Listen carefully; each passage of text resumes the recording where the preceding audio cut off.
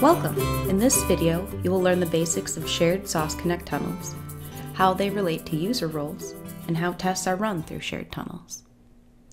Org admins have the highest level of access and can see and manage all tunnels started by any of the teams and individuals within those teams.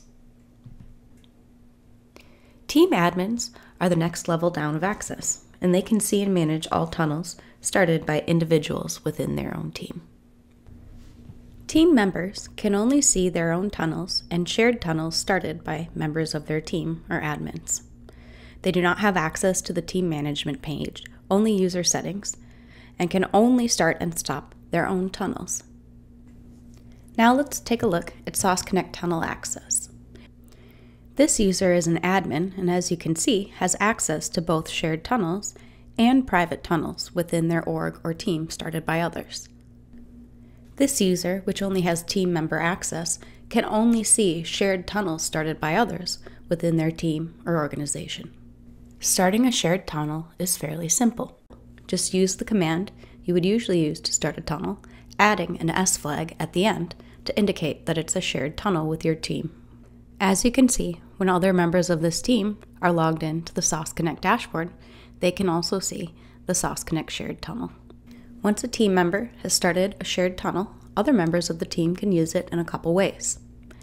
They can use it when they're doing manual testing by choosing the SOS Connect proxy from a dropdown.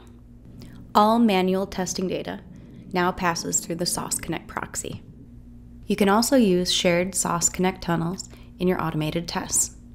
The first thing you'll need is the username of the owner. You'll need to add a parent tunnel capability with that user's username.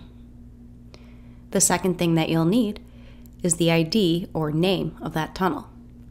On the SOS Labs dashboard, find the tunnel name, copy it, and add it to the tunnel identifier capability in your automated tests.